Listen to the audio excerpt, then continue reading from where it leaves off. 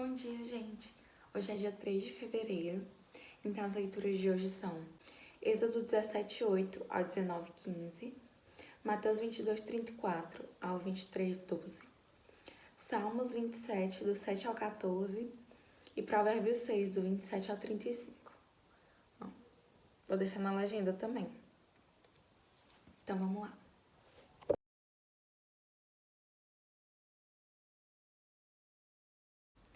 Guerra contra os amalequitas. Os amalequitas vieram e atacaram os israelitas em Refidim. Então Moisés deu a Josué a seguinte ordem: escolha alguns homens e amanhã cedo vá com eles lutar por nós contra os amalequitas. Eu ficarei no alto do monte, segurando o bastão de Deus. Josué fez o que Moisés havia ordenado e foi combater os amalequitas. Enquanto isso, Moisés, Arão e Hur subiram até o alto do monte. Quando Moisés ficava de braços levantados, os israelitas venciam. Porém, quando ele abaixava os braços, eram os amalequitas que venciam. Quando os braços de Moisés ficaram cansados, Arão e Hur pegaram uma pedra e a puseram perto dele para que Moisés se sentasse. E os dois, um de cada lado, seguravam os braços de Moisés. Desse modo, seus braços ficavam levantados até o pôr do sol, e assim Josué derrotou completamente os amalequitas. Então o Senhor Deus disse a Moisés: escreva um relatório dessa vitória, a fim de que ela seja lembrada. Diga a Josué que eu vou destruir completamente os amalequitas. Moisés construiu um altar e lhe deu o seguinte nome: o Senhor Deus é a minha bandeira. Depois disse: segurem bem alto a bandeira do Senhor. O Senhor combaterá para sempre os amalequitas. Jetro visita Moisés. Jetro, o sacerdote de Midian e sogro de Moisés, soube de tudo o que Deus havia feito por ele e pelo povo de Israel. E soube também como o Senhor havia tirado do Egito os israelitas. Então ele foi para o lugar onde Moisés estava, levando Zípora, a mulher de Moisés. Moisés havia mandado Zípora e os dois filhos dela para a casa de Jetro. O nome de um deles era Gerson, pois Moisés tinha dito: sou hóspede em terra estrangeira. O nome do outro era Eliezer, pois Moisés tinha dito: o Deus do meu pai me ajudou e não deixou que eu fosse morto pelo rei do Egito. Jetro, o sogro de Moisés, foi com a mulher e os dois filhos para o deserto onde Moisés estava acampando, no Monte Sagrado. Ele havia mandado recado a Moisés, dizendo que estava chegando com a mulher e os filhos dele. Então Moisés saiu para se encontrar com Jetro, curvou-se em sinal de respeito e o beijou. Cada um perguntou ao outro se ia bem de saúde, e depois eles entraram na barraca de Moisés. Ele contou ao sogro tudo o que o Senhor Deus, por causa do seu amor pelo povo de Israel, tinha feito com o rei do Egito e com os egípcios. Falou também a respeito das dificuldades que o povo havia tido no caminho e como o Senhor os havia socorrido. Jetro ficou muito contente com tudo que o Senhor havia feito pelo povo de Israel, tirando-o do Egito, e disse: louvado seja o Senhor Deus, que libertou vocês das mãos dos egípcios e do seu rei. Agora eu sei que o Senhor é mais poderoso do que todos os deuses, pois livrou os israelitas do poder dos egípcios, quando eles os trataram com tanto desprezo. Em seguida, Jetro trouxe uma oferta para ser completamente queimada e animais para serem mortos como sacrifício a Deus. Arão e todos os líderes do povo de Israel foram com ele para comer a refeição sagrada. Moisés escolhe ajudantes. No dia seguinte, Moisés sentou-se para julgar as questões do povo e ficou ocupado desde a manhã até a noite. Quando Jetro viu tudo que Moisés estava fazendo, perguntou: por que você está agindo assim? Por que está resolvendo sozinho os problemas do povo, com todas essas pessoas em pé ao seu redor, desde a manhã até a noite? Moisés respondeu: eu tenho de fazer isso porque as pessoas vêm falar comigo para saber o que Deus quer. Quando as pessoas têm uma questão, elas vêm falar comigo para que eu resolva quem está certo e explique os mandamentos e as leis de Deus a todos. Então Jetro disse: o que você está fazendo não está certo. Desse jeito você vai ficar cansado demais e o povo também. Isso é muito trabalho para você fazer sozinho. Agora escute o meu conselho e Deus o ajudará. Está certo que você represente o povo diante de Deus e também que leve a eles os problemas deles. Você deve ensinar-lhes as leis de Deus e explicar o que devem fazer e como devem viver. Mas você deve escolher alguns homens capazes e colocá-los como chefe do povo. Chefes de 1.000, de 100, de 50 e de 10. Devem ser homens que temam a Deus, que mereçam confiança, que sejam honestos em tudo. Serão eles que sempre julgarão as questões do povo.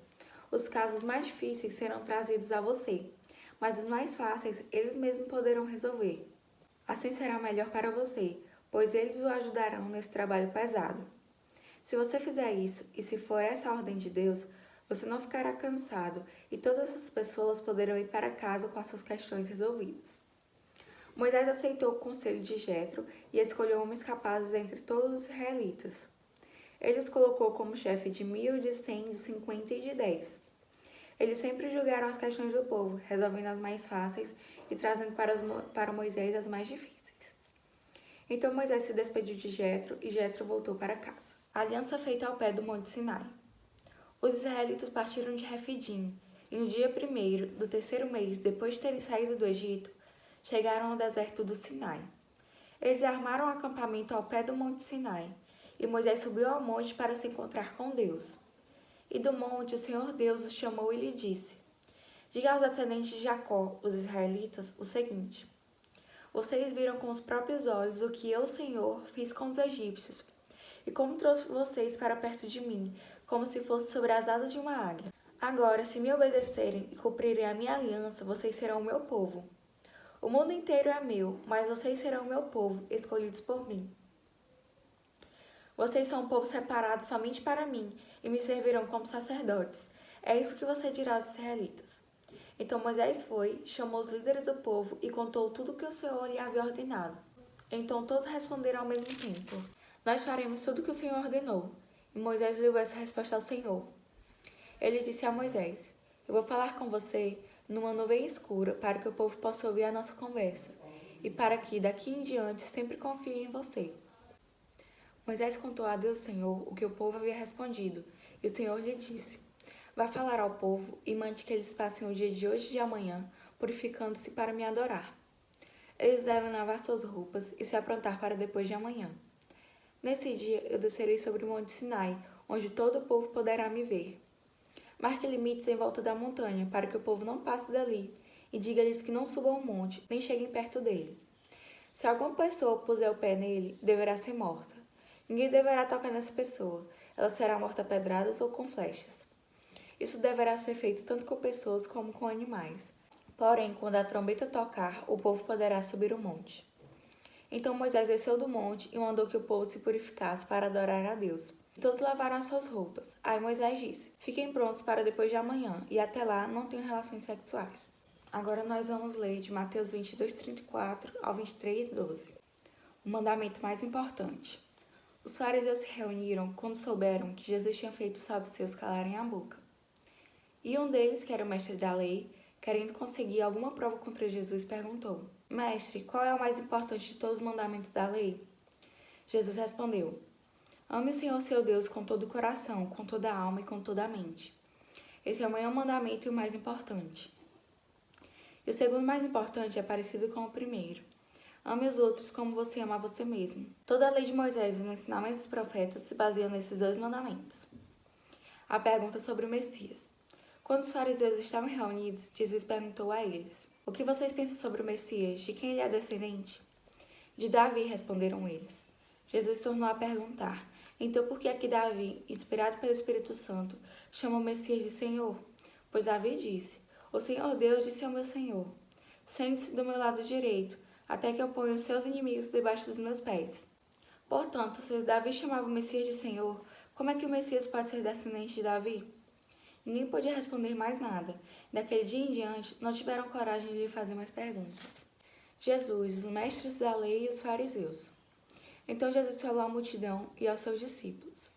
Ele disse: Os mestres da lei e os fariseus têm autoridade para explicar a lei de Moisés. Por isso vocês devem obedecer e seguir tudo o que eles dizem.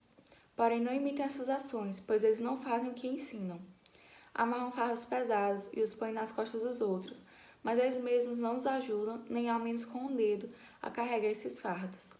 Tudo o que eles fazem é para serem vistos pelos outros. Vejam como são grandes os trechos das escrituras que eles copiam e amarram na testa e nos braços. E olhem os pingentes grandes das suas capas. Eles preferem os melhores lugares nos banquetes e os lugares de honra nas sinagogas. Gostam de ser cumprimentados com respeito nas praças e de ser chamados de mestre. Porém, vocês não devem ser chamados de mestre, pois todos vocês são membros de uma mesma família tem somente um mestre. E aqui na terra não chamem ninguém de pai, porque vocês têm somente um pai, que está no céu. Vocês não devem também ser chamados de líderes, porque vocês têm um líder, o Messias. Entre vocês, o mais importante é aquele que serve os outros. Quem se engrandece será humilhado, mas quem se humilha será engrandecido. Os fariseus foram perguntar para Jesus, né, qual era o mandamento mais importante, porque eles queriam alguma coisa, alguma prova contra Jesus. E aí eles perguntaram, né, qual é o mais importante de todos os mandamentos da lei? E aí ele falou que é amar a Deus sobre todas as coisas. Jesus podia ter respondido só isso, né, que foi o que eles perguntaram.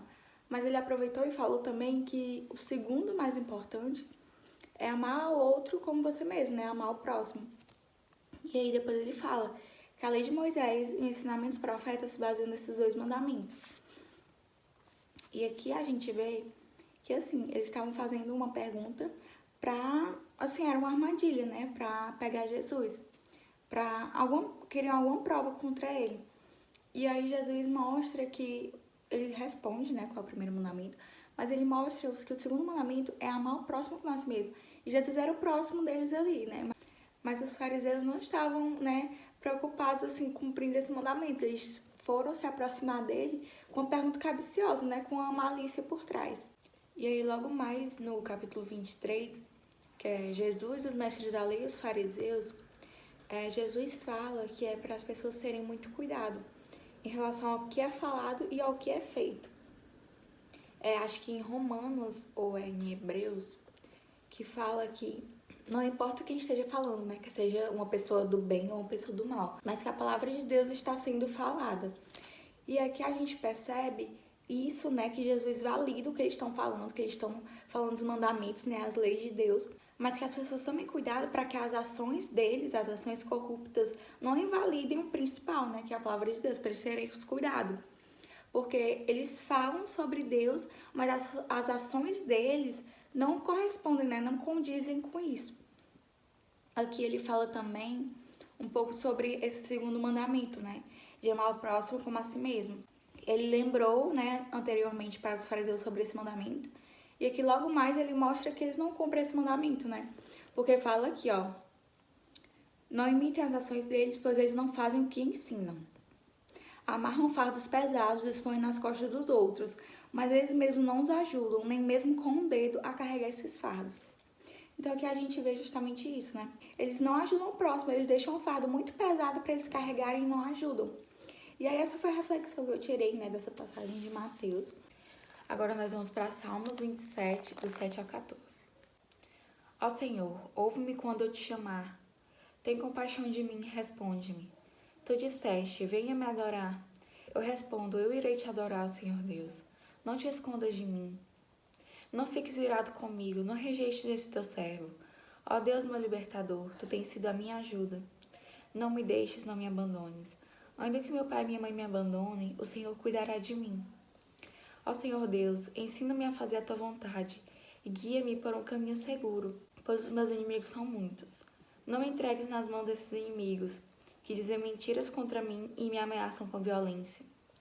Estou certo de que verei ainda nessa vida o Senhor Deus mostrar sua bondade.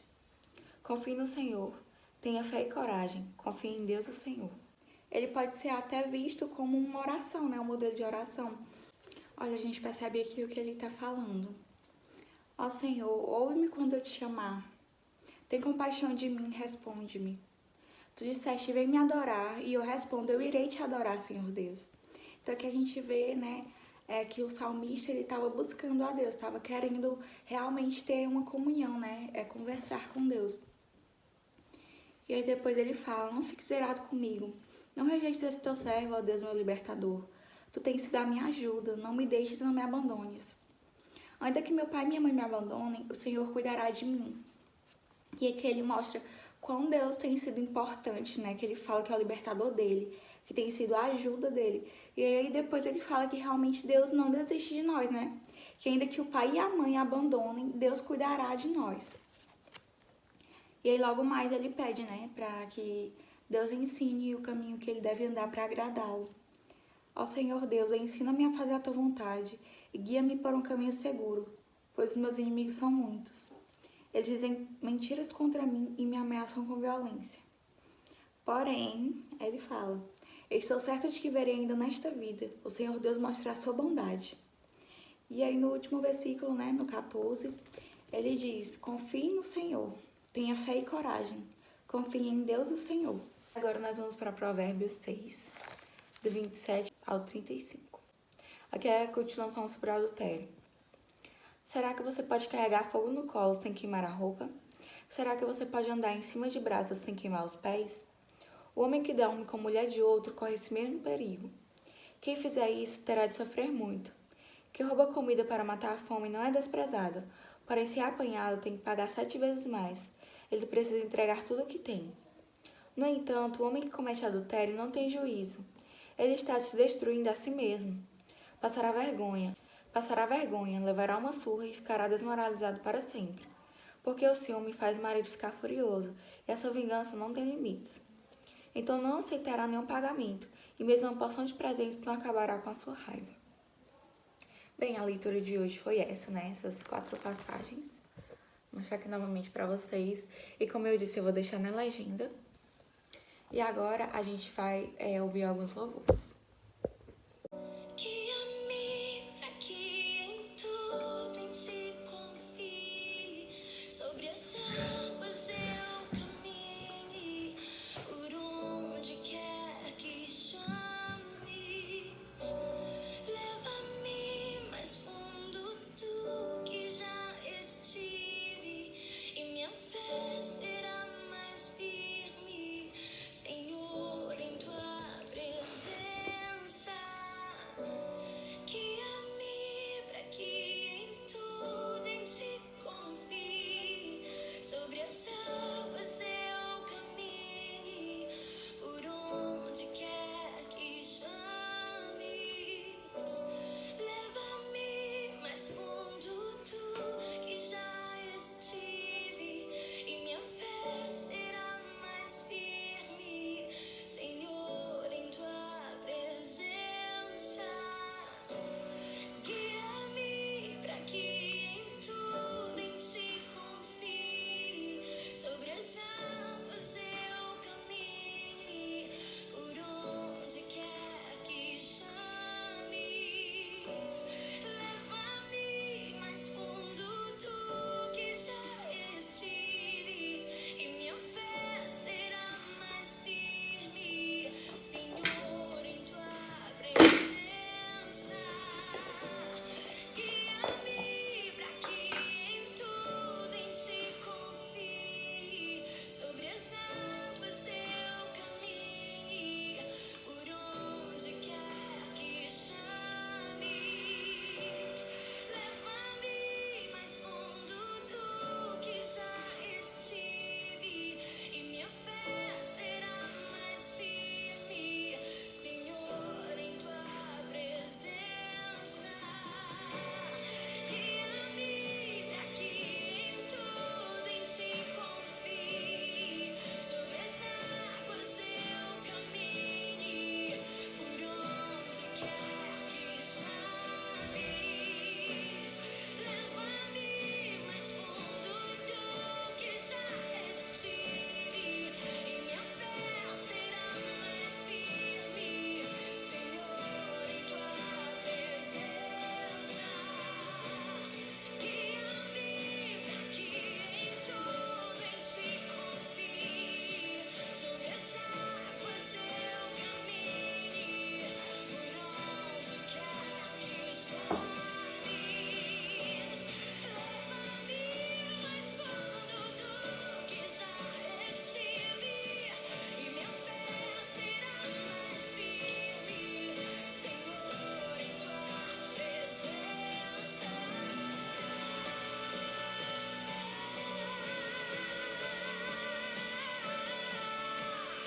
Oh Deus, tu és o meu Deus forte, O grande é o Shaddai, todo-poderoso Adonai, teu nome é maravilhoso, conselheiro, príncipe da paz, Yeshua HaMashiach, Deus Emmanuel, o pastor de Israel.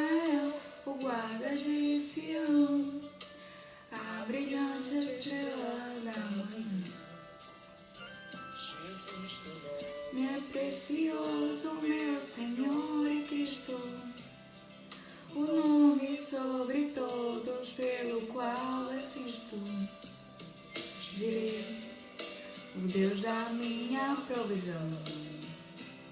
Shalom, o Senhor é a minha paz. Deus presente sempre está. É o Elion, outro igual não há, não há. Jeová Rafa, meu Senhor, que cura toda dor. Sidkenu Yahvé, minha justiça é. Elohim, Elohim, Deus, no controle está, meu Deus. Tudo governa, Jeová Rafa, meu Senhor, que cura toda dor. Sidkenu Yahvé, minha justiça é. Elohim, Elohim, Deus, no controle está, meu Deus. Tudo governa. O pastor de Israel, o guarda de Sião, a brilhante estrela da manhã. Jesus, teu nome É precioso, meu Senhor e Cristo, o nome sobre todos pelo qual existo. Direi, o Deus da minha provisão. Shalom, o Senhor é a minha paz. Chamar, Deus presente sempre está. É o Elion, outro igual não há, não há. Jeová Rafa, meu Senhor, que cura toda dor. Sidkenu Yahvé, minha justiça é. Elohim, Elohim, Deus, no controle está, meu Deus. Tudo governa, que cura toda dor. Sidkenu Yahvé, minha justiça é. Elohim, Elohim, Deus, no controle está, meu Deus. Tudo governa.